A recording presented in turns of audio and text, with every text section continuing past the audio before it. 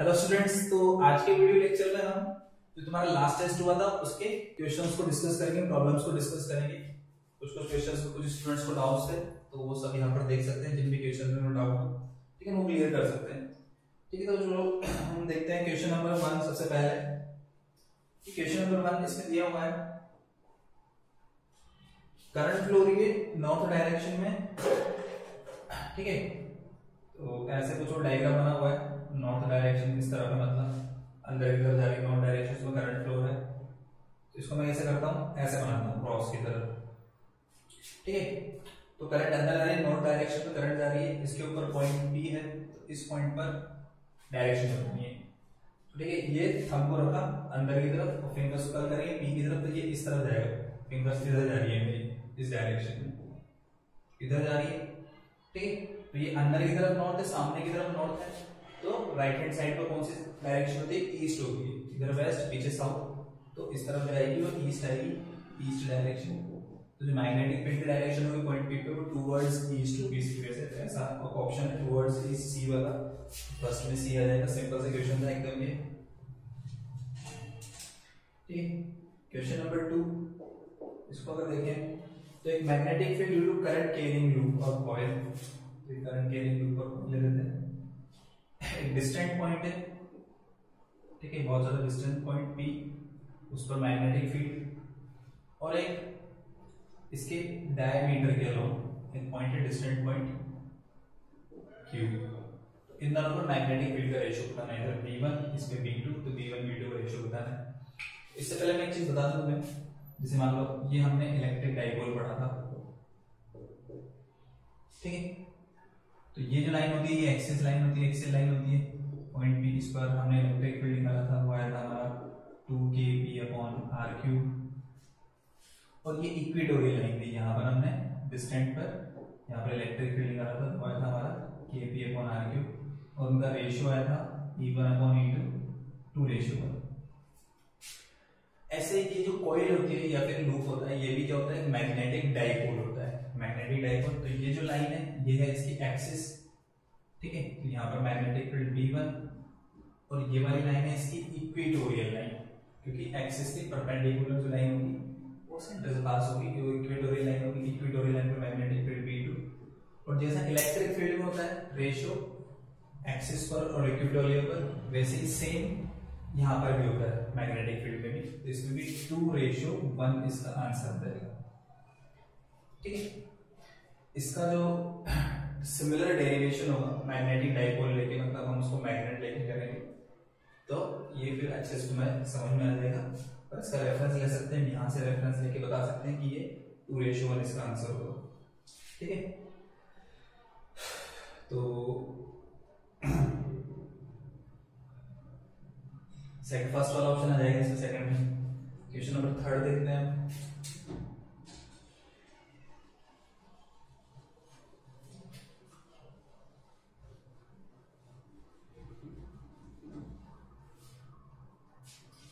ठीक है, question number 3 में क्या है?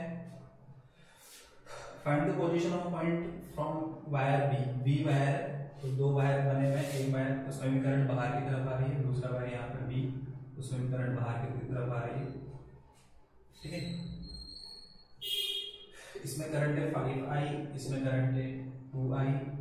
तो इससे कितने डिस्टेंस पर एक पॉइंट होगा? मान लो x डिस्टेंस लेते हैं, तो बचा हुआ 6 - x हो जाएगा, टोटल 6 है।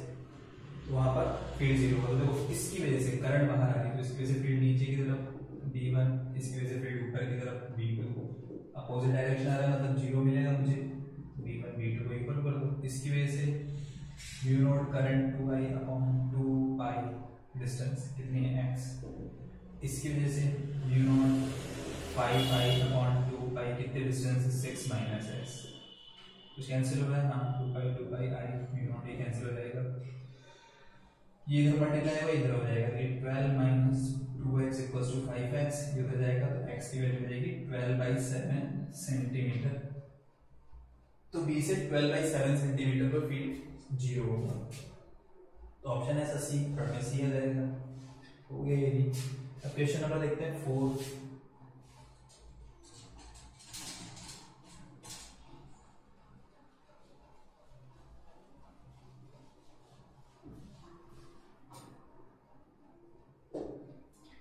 Find out the magnitude of magnetic field at point P due to the following current distribution। तो एक करंट यहाँ पर है, एक करंट इसके नीचे यहाँ पर है, ठीक है, सेंटर से एलिमेंट यहाँ पर इस जगह पर P, ठीक है, ये डिस्टेंस R, ये डिस्टेंस भी R, सॉरी R नहीं है, A है,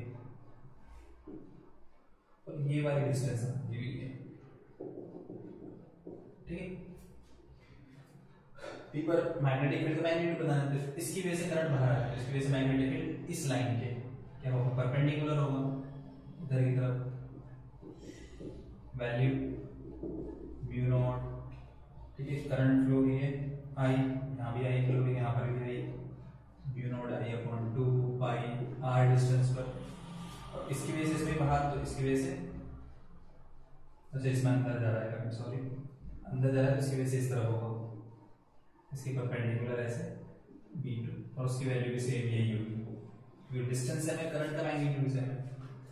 अब ये एंगल थीटा रहता है, 90 माइनस थीटा, तो ये थीटा होगा, कंपोनेंट बनेंगे इधर इधर, B1 cos theta, B2 cos theta cancel हो जाएगा, और ये sin थीटा वाले दोनों ऐड हो जाएंगे, ठीक है। तो टोटल आ जाएगा 2B1 sin थीटा, B1 का value mu not I upon 2 pi r, और यहाँ से देखो sin थीटा क्या होगा, A अपॉन आर, तो ये जाएगा 2 cancel, mu not I A upon pi r square, magnetic field at P, ऐसा एक ऑप्शन होगा, mu not I A upon pi r square first option है, वही आंसर हो जाएगा फोर्थ में। अब देखते हैं फिफ्थ में 4 वायर्स बने हुए हैं, 1 2 3 4 के लिखा है इनके ऊपर, करंट फ्लो रही सभी में,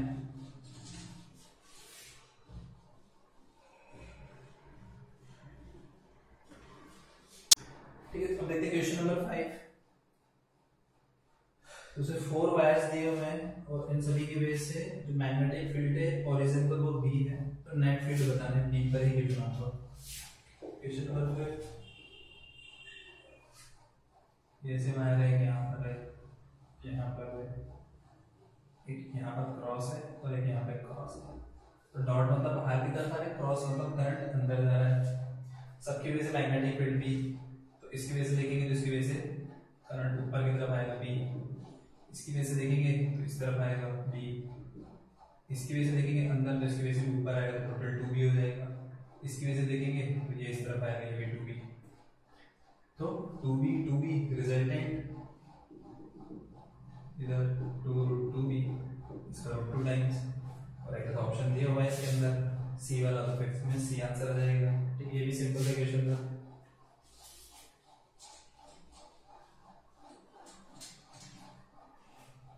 अब 6 नंबर देखते हैं।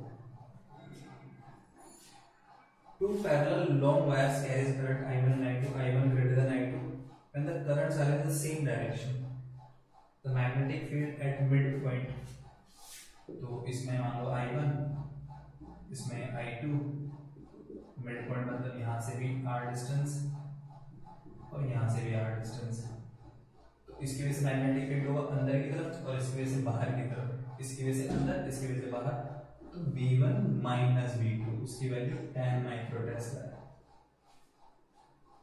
ठीक है, क्योंकि I1 ज्यादा है तो इसकी वजह से B1 की वैल्यू ज्यादा होगी। अब डायरेक्शन I2 की रिवर्स कर देते हैं, इधर नीचे करंट फ्लो होता है, इसकी वजह से भी अंदर की तरफ होगा, तो दोनों same direction, B1 plus B2 वो कितना दिया है 30 माइक्रो टेस्ला, तो B1 B2 की वैल्यू आ जाएगी मेरे पास, ऐड कर दो सब्ट्रैक्ट कर दो, तो B1 आ जाएगा कितना 20 माइक्रो टेस्ला, और B2 आ जाएगा 10 माइक्रो टेस्ला। अब इसकी वजह से R1 डिस्टेंस में B1 का फॉर्मूला क्या होगा, mu not I1 upon 2 pi R, और ये mu naught I2 upon 2 pi R, ratio ले लो दोनों का, तो I1 अपॉन I2 क्या आ जाएगा 20/10, 2:1, सिंपल हो गया, 2 आ जाएगा आंसर इसका। क्वेश्चन नंबर 7 देखते हैं।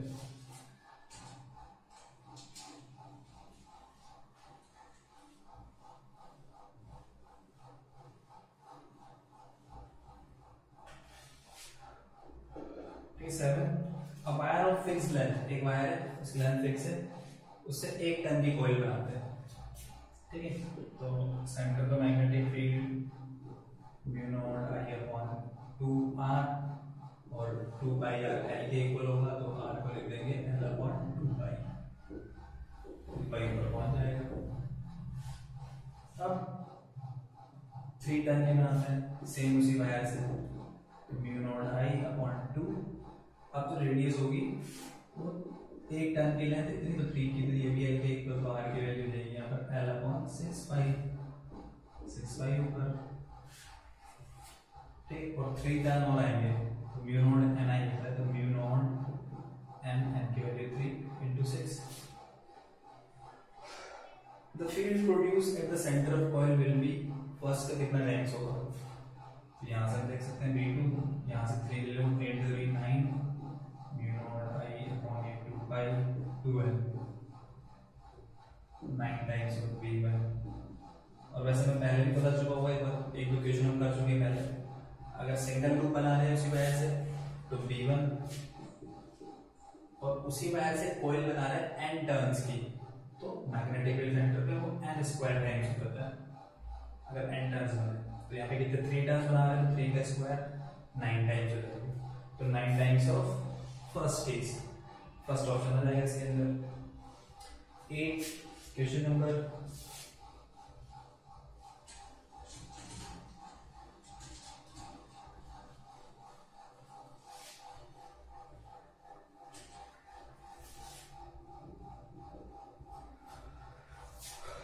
ठीक है। एक वायर है, आई करंट कैरी कर रहा है, side A square loop, side A current I flow हो रही है, सेंटर पे फील्ड ये हम फाइंड कर चुके हैं, ठीक है। तो इसकी वजह से आता है खाली mu naught I upon 4 pi distance A by 2 और साइन 45 रूट 2, एक की वजह से, बात तो टोटल चारों के वजह से 4 से मल्टीप्लाई कर देते हैं इसको, b2 root 2 mu not I upon pi ए, ये हमारा आंसर होता है इसका। तो ये हम कर चुके हैं पहले स्टार्टिंग लेक्चर में, स्टार्ट किया तो ऑप्शन है ऐसा 8 में सी आ जाएगा। हम 9 वाला देखते हैं, तो 9 में क्या है, the ratio of magnetic field at the centre of current carrying circular wire, एक सर्कुलर वायर है current carrying, I current flow हो रहा है, सेंटर पर magnetic field mu naught I upon 2r, and the magnetic field at the centre of a square coil, एक square coil है उसके centre में मैग्नेटिक फील्ड अभी लिखा है 2 root 2 mu not I upon pi a, made from the same length of wire, दोनों की जो लेंथ है, इसकी वायर की लेंथ और इसकी वायर की लेंथ दोनों की सेम है, तो लेंथ l ले लेते हैं, तो यहाँ l 2 पाई r के इक्वल होगा, r की वैल्यू l अपॉन 2 पाई पर पहुंच जाएगा। और इसमें क्या होगा, l equals to a plus a 4 है, a का वैल्यू l बाय 4, यहाँ l बाय 4 लिख दो, 4 ऊपर पहुंच जाएगा, दोनों का रेशियो b1 अपॉन b2, तो रेशियो लेंगे तो mu naught I upon l, यहाँ भी 2 से 2 तो कैंसिल हो गया, और mu naught I upon l यहाँ भी कैंसिल हो जाएगा, ये पाई ऊपर पहुंचेगा तो पाई स्क्वायर, और नीचे 4 इंटू 2 8 रूट 2, तो पाई स्क्वायर अपॉन 8 रूट 2, ये आंसर हो जाएगा। तो ऑप्शन है सेकंड वाला, 9 में सेकंड आ जाएगा।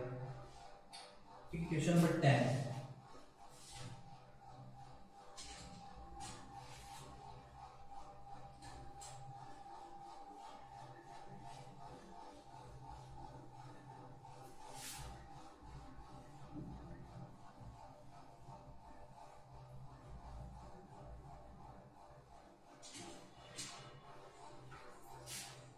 ठीक है। इसमें अलग अलग 3 डायग्राम दिए हुए हैं, उनके सेंटर्स पे जो O पर जो मैग्नेटिक फील्ड है उनका रेशियो बताना, मैग्नेटिक फील्ड्स का रेशियो। टैंक के अंदर एक डायग्राम ऐसे बना हुआ है,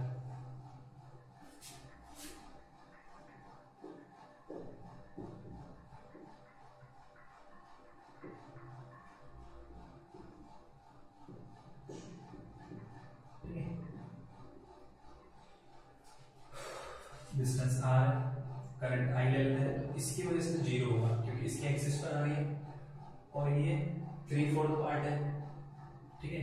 तो पूरी कॉइल की वजह से mu naught I upon 2r होता है, तो 3/4 पार्ट की वजह से इतना हो जाएगा, डायरेक्शन है ये अंदर की तरफ, ठीक है। और इसमें करंट ऐसे फ्लो हो रही है तो इसकी वजह से डायरेक्शन है बाहर की तरफ, तो नेट मैग्नेटिक फील्ड जो होगा इस केस में वो हो जाएगा mu naught I upon 2π/3/4 minus इसकी वजह से म्यू नॉट आई, और एक एंड पर है, एक एंड पे क्या होता है 4πr, कुछ कॉमन आ रहा है mu naught I upon 4r, यहाँ भी 4r, यहाँ भी कॉमन ले लेंगे, इधर हो जाएगा 3/2, इधर हो जाएगा 1/π,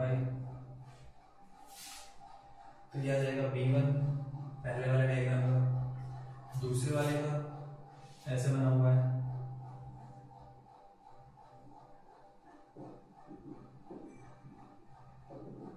इसमें भी ये मैंने अंदर वाला पॉजिटिव लिया है और बाहर वाला नेगेटिव लिया है, उसको माइनस से लिया, तो यहाँ पर भी वैसे ही लेंगे, अंदर वाला पॉजिटिव बाहर वाला नेगेटिव, इसकी वजह से बाहर की तरफ होगा, ठीक है, इधर इसकी वजह से बाहर की तरफ होगा और इसकी वजह से ऐसे जाएगा तो घूमकर अंदर की तरफ आएगा, तो इसकी वजह से जो फील्ड होगा उतना ही फील्ड इतने वाले पोर्शन की वजह से होगा, इसकी और इसकी वजह से फील्ड सेम होगा और उनकी डायरेक्शन आएगी अपोजिट, इसकी वजह से अंदर और इसकी वजह से बाहर, तो ये इसको कैंसिल कर देगा, बचा सिर्फ ये वाला पोर्शन, तो ये हाफ सर्कल है, हाफ की वजह से क्या होता है mu naught I upon 4r, ठीक है, और वो बाहर की तरफ तो माइनस, और एक और डायग्राम है वो भी ऐसे ही बना हुआ है, ठीक है, तो इस वाले पोर्शन की वजह से जीरो, इसकी वजह से जीरो, सिर्फ हाफ सर्कल की वजह से होगा और वो अंदर की तरफ हो जाएगा mu naught I upon 4r, तो इसका इसका इसका रेशियो लूंगा, mu naught I upon 4r, mu naught I upon 4r, mu naught I upon 4r cancel, यहाँ बचेगा 3/2 माइनस 1/π, यहाँ -1, यहाँ -1। अगर मैं देखूंगा ऑप्शन में ऐसा कहीं नहीं है, सब जगह ऊपर पाई दिया हुआ है, तो मैं क्या कर रहा हूँ इसमें π/2 को मल्टीप्लाई कर रहा हूँ, करो इसको π/2 से मल्टीप्लाई करो तो π/2, तो 2 × 4 और ऊपर 3π हो जाएगा, 3π/4, इधर π/2 से मल्टीप्लाई करो तो 1/2 आएगा, इधर π/2 से मल्टीप्लाई करो -π/2, इधर π/2 से मल्टीप्लाई करो, अच्छा ये प्लस ही रहेगा ये वाला, ये ठीक है। अगर ऑप्शन को ध्यान से देखेंगे और जो डायग्राम को भी ध्यान से देखेंगे तो इसमें डायग्राम में कोई ऑर्डर नहीं दे रखा कि फर्स्ट कौन सा है, सेकंड कौन सा है, थर्ड कौन सा, ऐसा डायग्राम में नहीं गिवन है, ठीक है। तो इसके अकॉर्डिंग हम मैच करेंगे कि ऐसा कौन सा ऑप्शन मैच हो रहा है जिसमें इस तरह से रेशियो दिए हुए होंगे, इसको अगर मैं ध्यान से देखूंगा तो ऐसा मेरा मैच हो रहा है फर्स्ट वाला -π/2 भी है, +π/2 भी है और ये वाली वैल्यू भी है, तीनों है, ठीक है, बाकी ऑप्शन में नहीं है, तो इस वजह से इसका आंसर 10 का जो होगा ये आंसर हो जाएगा, ठीक है। अब इसमें हमें 1 2 3 केसेस नहीं दिए हुए ऑप्शन के मतलब डायग्राम के अंदर, तो हम इसको फर्स्ट ले रहे हैं, इसको सेकंड ऑप्शन के अकॉर्डिंग और ये वाला थर्ड, और रेशियो देखेंगे तो -π/2 पहले आ जाएगा, फिर ये और ये लास्ट में आ जाएगा और थर्ड वाला फर्स्ट वाला आंसर हो जाएगा, तो 10th में फर्स्ट आ जाएगा। इसके बाद देखते हैं क्वेश्चन नंबर 11।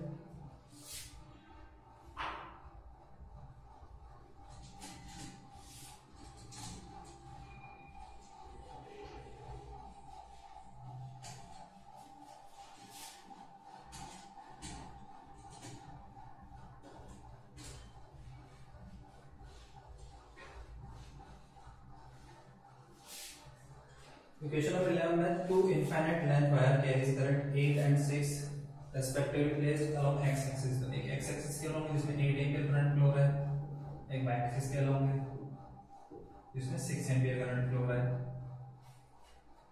तो magnetic field at a point P 0,0,d, तो 0,0,d यहाँ से होगा, ओरिजिन से इस तरफ आगे की तरफ d डिस्टेंस पे, ठीक है। तो अगर फील्ड देखेंगे तो इसकी वजह से यहाँ पर जो पॉइंट है उस पर फील्ड डाउनवर्ड डायरेक्शन में आएगा, नीचे की तरफ 8 एम्पीयर की वजह से नीचे की तरफ होगा फील्ड B1 0,0, पर उसकी वैल्यू हो जाएगी म्यू नॉट आई का वैल्यू 8/2πd, डी डिस्टेंस पर। और इसकी वजह से देखूंगा तो यहाँ वाला पॉइंट उस पर इस तरफ आएगा, देखो इस वायर के सामने पॉइंट है तो इस तरफ ये फिंगर से इधर जाएगी, करंट ऊपर लिया है तो ये इस तरफ फील्ड आएगा P2। Value mu not current 6 flow रही है 2πd, दोनों परपेंडिकुलर है तो रिजल्टेंट उस वायर को ऐड कर दो, क्या आ जाएगा mu naught upon 2πd common, 6 square plus 8 square 10, तो म्यू नॉट 5/5d। और एक ऐसा ऑप्शन है 5 mu naught upon 5d 11th में d, ये आंसर हो जाएगा। क्वेश्चन नंबर 12 देखो, इक्विलैटरल ट्रायंगल है, इसमें करंट फ्लो हो रही है, फील्ड बताना है पॉइंट P पर, डायग्राम में जो बना हुआ है।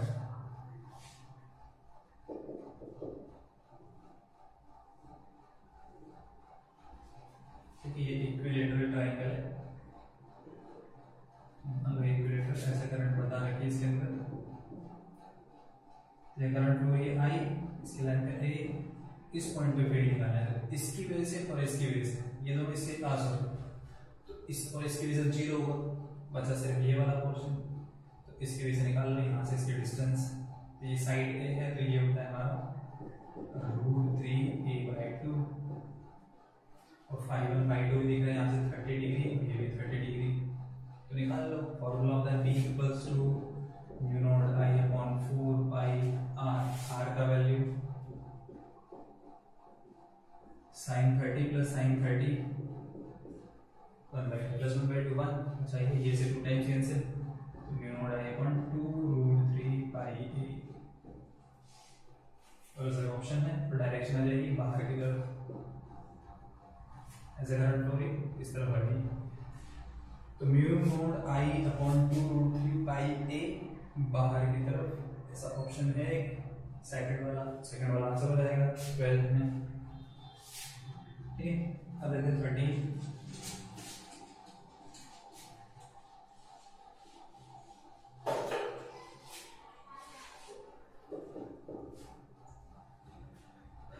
The Earth's magnetic induction at center point is, we have a magnetic field given here, बराबर या ऐसा लिख सकते हैं, this is to be annulled by the magnetic induction at the center of circular conducting loop, circular conducting loop है, ऐसे current flow रहा है, ठीक है, इसकी वजह से बाहर की तरफ और अर्थ की वजह से मान लो अंदर की तरफ, तो दोनों कैंसिल हो जाएंगे और वही चीज बोली इसके अंदर कि इसका जो मैग्नेटिक फील्ड है वो अर्थ के मैग्नेटिक फील्ड को कैंसिल कर रहा है। इसकी रेडियस है 5 सेंटीमीटर, इसमें करंट का वैल्यू बताना है, तो कैंसिल तभी होगा जब इसकी वजह से मैग्नेटिक फील्ड इसके इक्वल होना चाहिए, तो मैग्नेटिक फील्ड क्या होता है mu naught I upon 2r 7 × 10⁻⁵, mu naught का वैल्यू 4/10⁻⁷, करंट फाइंड करना है और r का वैल्यू 5 सेंटीमीटर, ये से 10⁻⁵ टाइम्स -5 कैंसिल, 5 × 2 10 हो जाएगा, इधर आ जाएगा 70 divided by 4π equals to I, और इसे सिंपलीफाई करेंगे हम तो ये 35/2π है 6.28 और 6 से इसको डिवाइड करेंगे तो अप्रॉक्स 5 के आसपास आएगा, तो 5 एम्पियर इसमें करंट, तो एक ऑप्शन है 5 के आसपास 5.6, वही वाला हम सही कर देंगे इसमें। ठीक है, तो 13 का आंसर बी आ जाएगा। अब देखते हैं 14।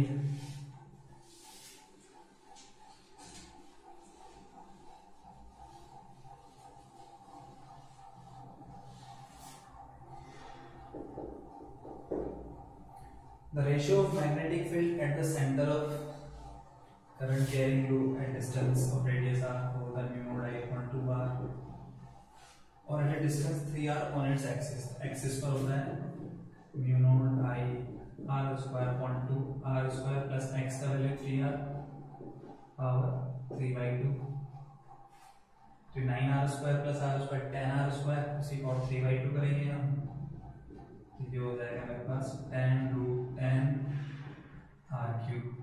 एक r बचेगा, रेशियो ले लो दोनों का, तो ये 2 कैंसिल, r कैंसिल, ये 1/10√10 आ जाएगा आंसर। ठीक है, ये उल्टा हो गया, ये नीचे वाला ऊपर आ जाएगा, 10√10 आएगा। ठीक है, इसका रेशियो लेंगे तो नीचे से ऊपर हो जाएगा 10√10। तो ऑप्शन है 10√10 14 में, तो ये आंसर हो जाएगा 15।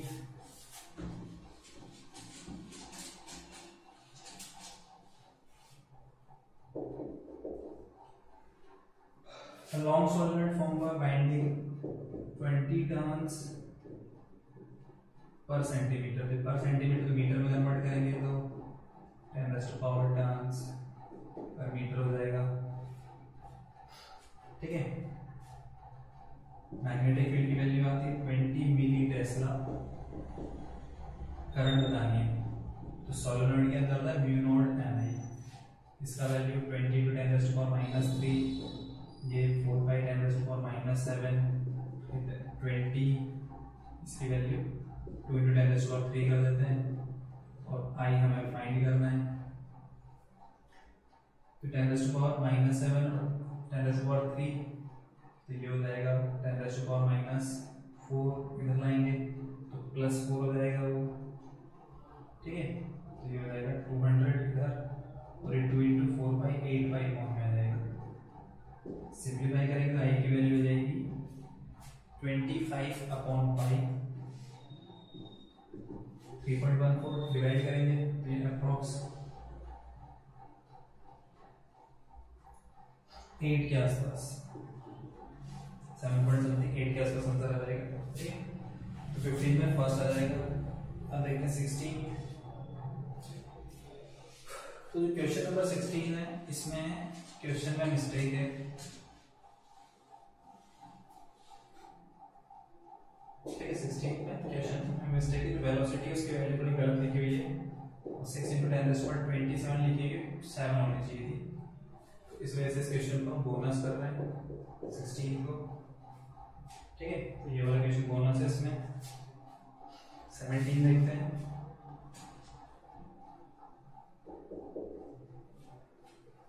ठीक है, पैरेलल प्लेट कैपेसिटर है, चार्ज डेंसिटी सिग्मा, इसको सिग्मा माइनस सिग्मा कुछ भी ले लो, और ऐसा मैग्नेटिक फील्ड है, और एक इलेक्ट्रॉन जो है स्ट्रेट मूव कर रहा है इसके अंदर।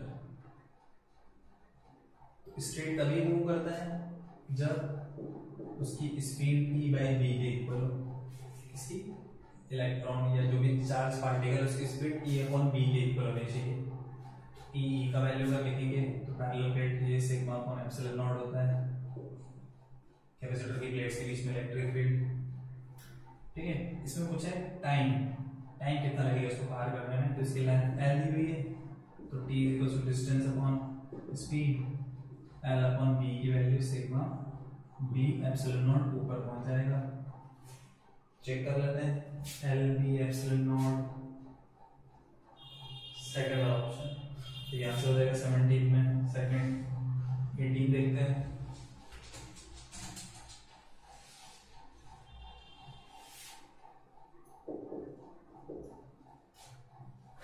चार्ज पार्टिकल है, Q चार्ज है, उसको एक्सेलरेट कर रहे हैं, V पोटेंशियल डिफरेंस है। ठीक है, तो फोर्स का फॉर्मूला होता है F = qvb, V स्पीड होती है और Q पोटेंशियल डिफरेंस एक्सेलरेट करते हैं, तो स्पीड का फॉर्मूला ऐसे होता है,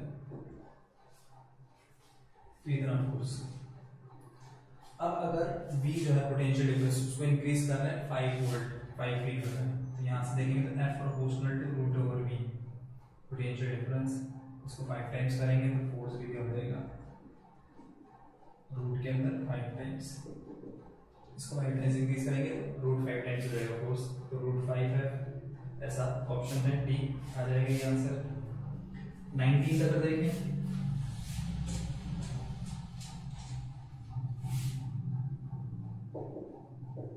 तो एक कंडक्टर है ABC, ऐसे AB और सी करंट फ्लो है 10 ampere,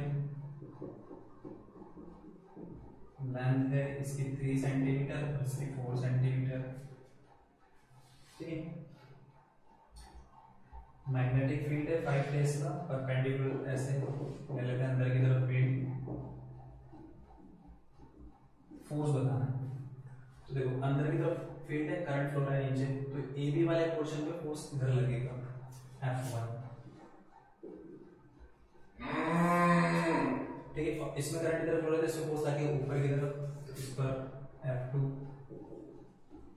F1 equals to ILB, I का वैल्यू 10, L 3 सेंटीमीटर और B 5 टेस्ला। ठीक है, तो ये हो जाएगा हमारा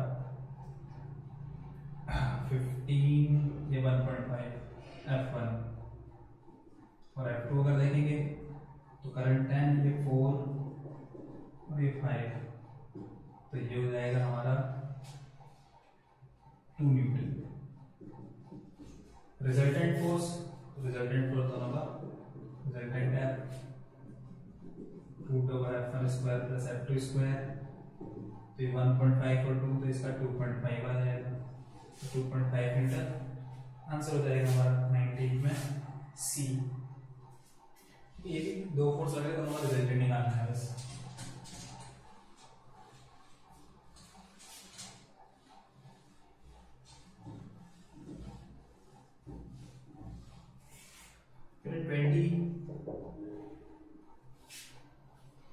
A conducting loop carries current I is placed in a uniform magnetic field pointing into the plane of paper.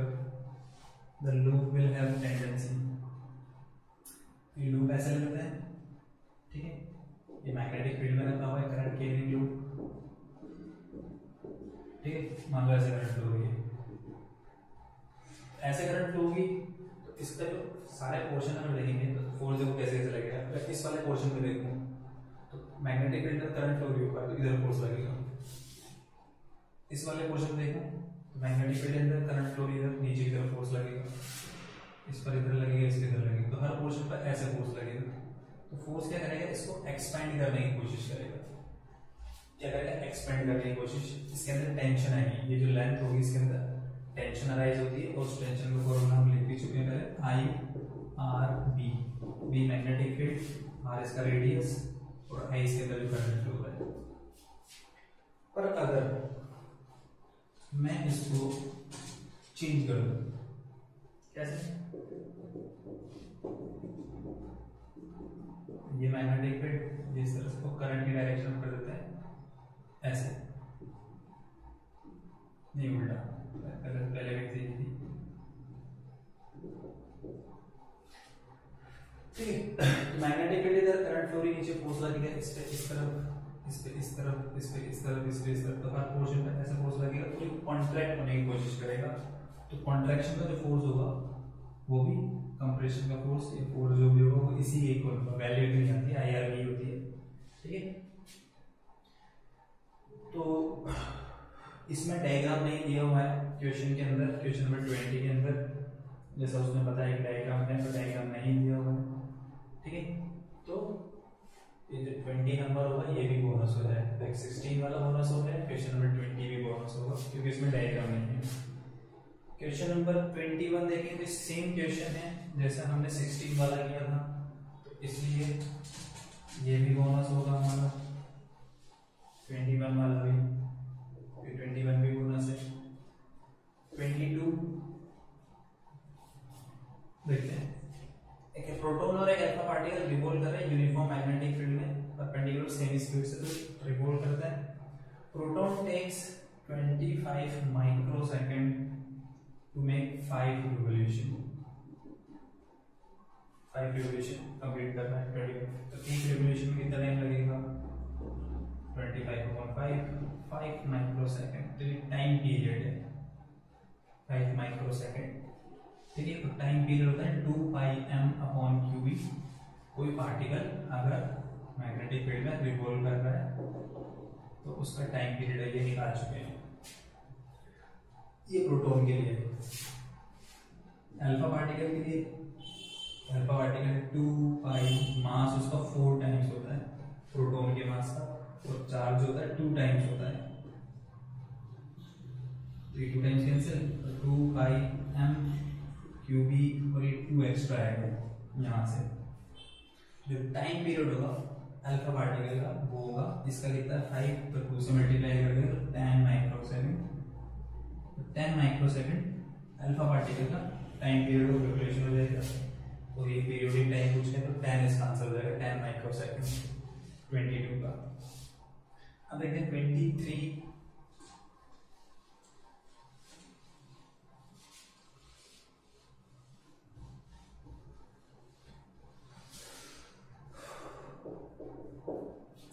में क्या है, एक लॉन्ग वायर है, करंट फ्लो है 50 माइक्रो एम्पियर, ठीक है। अनदर वायर है PQ, उसका मास और लेंथ दिया हुआ है 1 ग्राम और लेंथ 50 सेंटीमीटर, यहाँ पर ऐसे, ठीक है, और उसमें 50 एम्पियर करंट फ्लो है, 50 सेंटीमीटर इसकी लेंथ है। तो कितने डिस्टेंस पर ये इक्विलिब्रियम में होगा, ये डिस्टेंस बतानी। तो देखो क्या होगा, इसकी वजह से इस पे फोर्स लगेगा, ये इसको रिपेल करेगा ऊपर की तरफ, और नीचे लगेगा mg, तो इस पे जो फोर्स लग रहा है वो mg से बैलेंस हो जाएगा, तो इक्विलिब्रियम में रहेगा। तो दो वायर्स के बीच में जो फोर्स होता है उसका फॉर्मूला होता है हमारे पास mu not I1 I2 upon 2 pi d, ये यूनिट लेंथ पे, तो l लेंथ पे कितना हो जाएगा इतना, म्यू नॉट अपॉन 2 पाई की वैल्यू 2 × 10⁻⁻⁷, दोनों में करंट 50-50, 2500, डी का वैल्यू में निकालना है, लेंथ 50 सेंटीमीटर 1/2, मास 1 ग्राम 10⁻⁻³ और ये जी 10, कुछ कैंसिल हो रहा है, ये 10⁻⁻² होगा, डी को उधर ले जाएंगे, 10⁻⁻² इधर आ जाएगा, -2 या -5 बचेगा, और इधर से -3 बचेगा, फिर 2 से 2 कैंसिल हो जाएगा, 25 × 10⁻⁻³ डी की वैल्यू, तो डी आ जाएगा 25 मिलीमीटर, तो ये इसका आंसर हो जाएगा 23 का। फिर देखते हैं 24,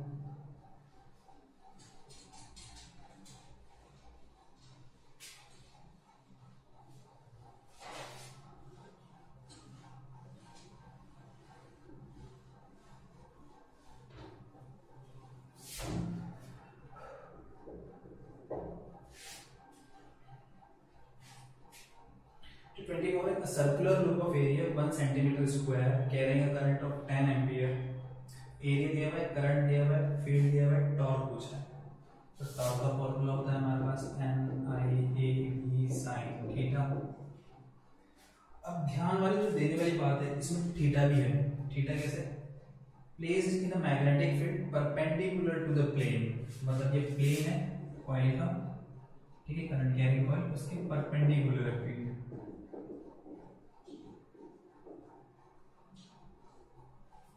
ठीक है। तो ये प्लेन इस तरह से, और परपेंडिकुलर मतलब अंदर की तरफ जा रहा है, प्लेन में अंदर की तरफ जा रहा है, परपेंडिकुलर। तो अगर हम डायरेक्शन देखना चाहें तो जो एरिया वेक्टर और थीटा, एरिया वेक्टर और मैग्नेटिक फील्ड के बीच में डायरेक्शन, तो एरिया वेक्टर खुद ही परपेंडिकुलर होता है, तो एरिया वेक्टर खुद ही परपेंडिकुलर होता है, ठीक है, मैग्नेटिक फील्ड इधर, तो मैग्नेटिक फील्ड जो थीटा जो आएगा, तो जब भी मैग्नेटिक फील्ड प्लेन के परपेंडिकुलर होता है तो थीटा या तो 0 होगा या फिर 180 होगा, और मैग्नेटिक फील्ड अगर प्लेन के पैरेलल होगा, प्लेन के पैरेलल मतलब ये प्लेन है और इसी के पैरेलल ऐसे जा रहा है, इस केस में थीटा 90 डिग्री होता है, ये मैं बता चुका हूँ शायद पहले। तो अभी ये वाला केस नहीं है हमारे पास, अभी क्या है, मैग्नेटिक फील्ड परपेंडिकुलर है, तो थीटा 0 या फिर 180, दोनों केस में साइन का वैल्यू 0, साइन 0 तो टॉर्क भी 0, ठीक है। इसमें क्या होता है, इसका एक्सपेंशन की ट्राई होता है या फिर कंप्रेशन होने की कोशिश करता है, ये रोटेट होने की कोशिश नहीं करेगा, इस वाली पोजीशन पे रोटेट होने की कोशिश करेगा जब ये ऐसे ही होगा मैग्नेटिक फील्ड, तो इससे मैक्सिमम टॉर्क लगता है ये वाला वैल्यू, और ये घूमता है फिर, ठीक है। अभी टॉर्क 0 होगा इसके ऊपर, तो इसमें टॉर्क हमारे पास 0 आ जाएगा। तो 24 के अंदर आंसर 0 होगा। अब देखते हैं 25, तो ये वाला थोड़ा अच्छा क्वेश्चन है 25 वाला, थोड़ा सा दिमाग लगाने वाला। दिमाग कैसे लगाना है, हमारे पास इलेक्ट्रिक फील्ड और मैग्नेटिक फील्ड दिए हुए हैं।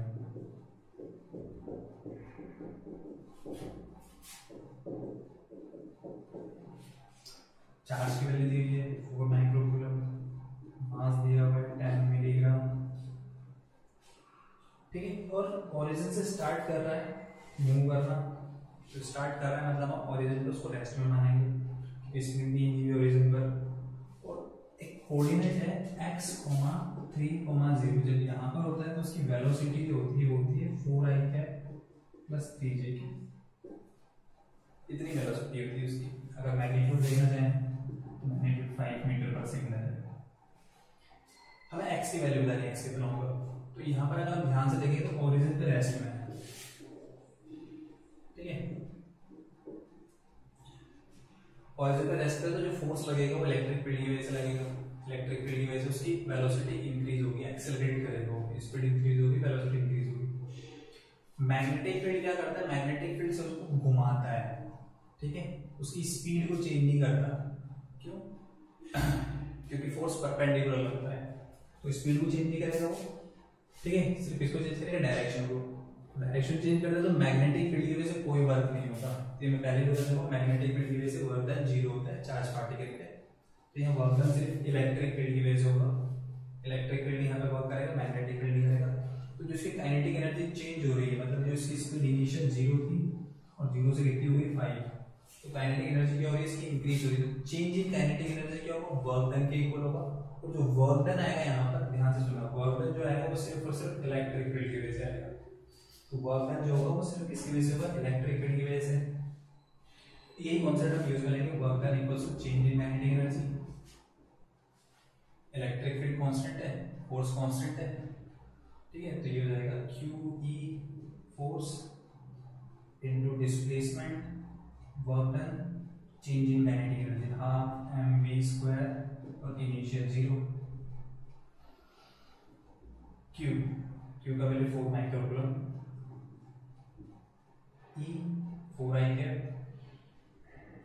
डॉट यहाँ पहुंच गया ओरिजिन से 0, 0, 0 से यहाँ पहुंचे। तो डिस्प्लेसमेंट क्या होगा, डिस्प्लेसमेंट हो जाएगा इसका xi cap plus 3j cap, ये डिस्प्लेसमेंट वेक्टर होगा इसका। काइनेटिक एनर्जी हाफ मास 10 मिलीग्राम। तो मिली मतलब पहले इसको हम ग्राम में चेंज करेंगे तो -3, फिर केजी में रखेंगे तो -6 बनाते हैं इसको। तो जब इसको केजी में कन्वर्ट करते हैं तो इतना हो जाएगा, और v² तो v का स्क्वायर करेंगे तो 25, सॉल्व करो, -6 कैंसिल, ठीक है। ये इससे 5 टाइम्स कैंसिल हो जाएगा, इधर 4 into x, ये 4x, ये 0, इधर 125, x की वैल्यू है 125/16, ये अप्रॉक्स अगर हम निकालेंगे 8 के आसपास आ जाएगा। तो ये इसका आंसर होगा 25 का, x की वैल्यू 8, ठीक है। तो कुछ क्वेश्चंस में बोनस थे, जैसे क्वेश्चन नंबर 16, क्वेश्चन नंबर 20 और क्वेश्चन नंबर 21। और इसके अलावा एक दो क्वेश्चन में कंफ्यूजन था, जैसे उसमें रेशियो जिसमें रहता है अलग मैग्नेटिक फील्ड, उसमें डायग्राम में कोई ऑर्डर नहीं दिया हुआ था, तो उसमें कुछ से मैं दिमाग लगाना था। वो बाकी जितने भी हमारे ये न्यूमेरिक रेस्पॉन्स वाले क्वेश्चंस थे, तो ये सारे आंसर के अकॉर्डिंग कुछ ना कुछ इनमें गड़बड़ी थी, ठीक है। अभी भी खैर जो भी तुमने आंसर लिखे होंगे, जो भी करा होगा तुमने, तो उसको अभी ऐसे ही मान लेना, ठीक है। तो ये क्या पेपर होता है, ये पेपर मैं नहीं सेट करता हूँ, ये बाहर से सेट हो गया था, क्योंकि अभी मैं खुद भी यहाँ पर मतलब बिलासपुर में नहीं हूँ। तो अभी कुछ दिनों में मैं बिलासपुर आ जाऊँगा, तो फिर जो नेक्स्ट पेपर जो भी होंगे तुम्हारे वो एकदम सही से होंगे। मतलब उसमें लिखा होगा जो 21 से 25 जो है वो या तो इंटीजर टाइप होंगे, इंटीजर टाइप मतलब 0 से लेके 9 आंसर, या फिर न्यूमेरिक रेस्पॉन्स होंगे। तो न्यूमेरिक रेस्पॉन्स में भी तुम्हें डेसिमल में भी अगर तुम लिख सकते हो तो वो भी 0 से 9 के बीच में ही होगा। जैसे अगर 4.53 जो भी तुम्हारा आंसर आ रहा है, तो 4.53 वो 0 से 9 के बीच नहीं आएगा, ठीक है, वो तुम उसके अंदर लिख सकोगे। तो मोस्टली जो हम कोशिश करेंगे वो इंटीजर टाइप ही देंगे तुम्हें, तो वहां पर लिखा होगा क्वेश्चन पेपर में कि पहले तुम्हें बता देंगे कि जो क्वेश्चन नंबर 21 से 25 है वो इंटीजर टाइप रहेंगे, ठीक है। अगर इंटीजर टाइप तुम्हारे से डेसिमल में आंसर आता है, पर वहां पर पहले बता चुके हैं भाई इंटीजर टाइप है, तो तुम फिर उसको अप्रोक्सीमेट करके लिखना है तुम्हें, कि जैसे 4.53 हुआ तो उसको तुम अप्रोक्स लिख दोगे कितना, 5 लिख दोगे, ठीक है, 4.53 हो। तो ये चीज तुम्हें ध्यान रखनी होगी। अभी वाला जो पेपर है इसमें जो 21 से 25 थे वो कुछ भी आंसर आता है, मतलब किसमें 25 आ रहा है, किसमें क्या आ रहा है, और वहाँ स्पेसिफाई भी नहीं हुआ कि मीटर में लिखना है कि सेंटीमीटर में या मिलीमीटर में, किलोग्राम में, ग्राम, जैसे भी क्वेश्चन तो उसके अकॉर्डिंग, ठीक है। तो अब से जो क्वेश्चन बनेगा वो पूरा अच्छे से बनेगा, क्वेश्चन पेपर जो भी होगा, तो टेंशन लेने की जरूरत नहीं है, ठीक। तो ये क्वेश्चन बस यहाँ पर तुम्हें यह सिखाना था कि कौन सा क्वेश्चन किस तरह से सॉल्व कर रहे हैं, किस किस तरह से डायरेक्शन लिखना, मैग्नीट्यूड निकालना है, वो सब, तो वो सब तुम्हें प्रैक्टिस करेगी तो तुम समझ में आ गया होगा थोड़ा बहुत, ठीक है। अब नेक्स्ट लेक्चर जो पढ़ेंगे वही हम कंटिन्यू करेंगे, जो जहाँ से हमने छोड़ा था वहीं से तुम्हारा नेक्स्ट लेक्चर आएगा, ठीक है। तो पढ़ते रहना है, क्वेश्चंस करते रहना है, ठीक। आज के लेक्चर में इतना ही, ओके, थैंक यू।